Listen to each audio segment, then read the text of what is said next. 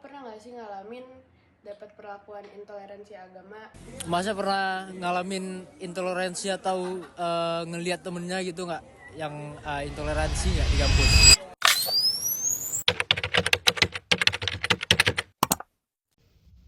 Untuk intoleransi agama sendiri, saya pribadi belum pernah karena saya Muslim dan itu merupakan mayoritas ya di kampus.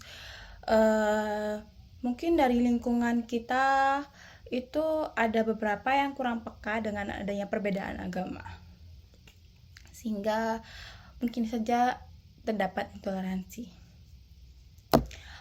Buat akibatnya sendiri, mereka jadi mungkin bisa ngerasa kurang nyaman atau tersisih ya kan, akhirnya mereka jadi kurang mau ikut event-event atau acara-acara kampus. Halo Mas. Gimana? Selamat malam Mas. Ini dengan Mas siapa di sini? Vito. Oke. Mas boleh nanya sebentar nggak Mas? Oke. Masnya pernah ngalamin intoleransi atau ngelihat temennya gitu nggak yang intoleransi nggak di kampus? Kalau melihat secara langsung, kalau pengalaman saya pribadi saya nggak pernah merasakan. Tapi kalau melihat secara langsung, teman saya pernah mengalami di wilayah kampus.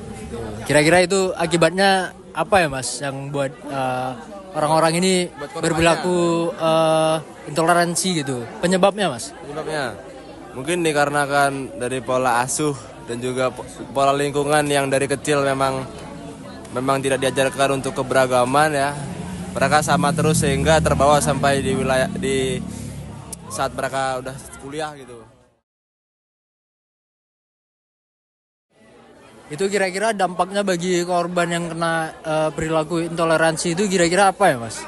Kalau dari sepenglihatan saya dan sepengetahuan saya, korbannya sekarang menjadi menutup diri, Mas.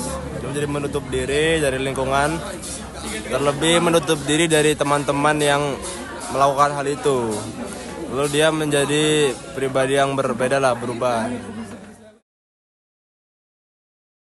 Terus kalau gitu menurut Mas solusi yang terbaik yang dapat dilakukan oleh kampus kira-kira apa ya Mas? Yaitu tentunya menggiatkan atau memaksimalkan lah ya matkul-matkul seperti Pancasila atau yang apa ya, yang pada matkul tersebut itu benar-benar mempelajari mengenai perbedaan, terutama di perbedaan tentang agama, keberagaman agama di Indonesia. Jadi mulai semester 1 sehingga dia memiliki basic lah, dasar untuk bisa bertoleransi kepada teman-temannya. Terima kasih banyak Mas. Halo semua, perkenalkan nama aku Ayal, aku dari Fakultas Fisip angkatan 23. Di sini aku ingin menjawab soal-soal dari pertanyaan yang diajukan. Yang pertama, pernahkah aku mendapat intoleransi agama di lingkungan kampus?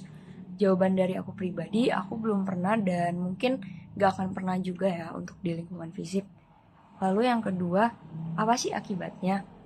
Menurut aku, akibat dari kasus tersebut, case tersebut, itu tuh mungkin bisa menyebabkan para korban ini merasa minder untuk berangkat ke kampus. Terus bisa juga menyebabkan mereka jadi krisis identitas dan merasa kurang diterima oleh masyarakat. Terus kira-kira apa penyebab dari intoleransi agama?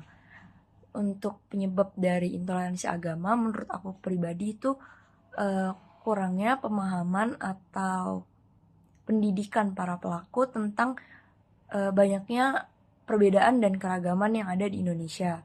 Selain itu, penyebabnya mungkin bisa jadi karena kurangnya pendidikan dan pengaruh lingkungan serta krisis identitas yang dialami para pelaku. Sekian, terima kasih. Assalamualaikum warahmatullahi wabarakatuh. Pada pagi hari ini saya bersama dengan Assalamualaikum warahmatullahi wabarakatuh. Nama saya Alia Putri Syakila, mahasiswa Fakultas Ekonomi dan Bisnis Universitas Brawijaya. Sebelumnya nih Kak, Kak pernah nggak sih ngalamin dapat perlakuan intoleransi agama baik di lingkungan kampus atau mungkin pengalaman dulu saat sekolah? Aku pernah sih punya pengalaman satu, di mana ketika itu aku mau kelas jam 12 karena kan waktu puasa itu kan kelasnya kan dipercepat. Nah, setelah itu ketika saya saya mau masuk kelas tuh sebenarnya saya mau izin dulu untuk sholat. Guru saya di kelas itu melarang kita untuk sholat dulu gitu, alasannya karena itu mau cepat-cepat ngajar seperti itu. Oh ya baik Kak, akibatnya apa ya dari perlakuan tersebut? Sebenarnya karena kelasnya berlangsung yang lumayan lama, kita jadi telat gitu loh untuk sholat zuhurnya. Soalnya kan kita kelas dulu dan ternyata kelasnya itu lama, jadi kita sholat itu mepet-mepet sama azan asar. Oh ya. Kira-kira penyebab guru tersebut melakukan hal itu apa ya Kak? Mungkin kayaknya karena beliau itu pengen cepat-cepat ngajar ya, karena kan emang waktunya juga udah kepotong, jadi beliau nggak mau kepotong karena nunggu orang-orang sholat dulu. Oh iya baik. Dari cerita Kak Alia di sini mungkin bisa kita ambil hikmahnya, yaitu cobalah untuk toleransi di lingkungan manapun, baik lingkungan kerja, lingkungan belajar, lingkungan sosial, karena pastinya kita harus menghargai satu sama lain. Baik Kak, terima kasih atas ceritanya. Sekian dari saya. Wassalamualaikum warahmatullahi wabarakatuh.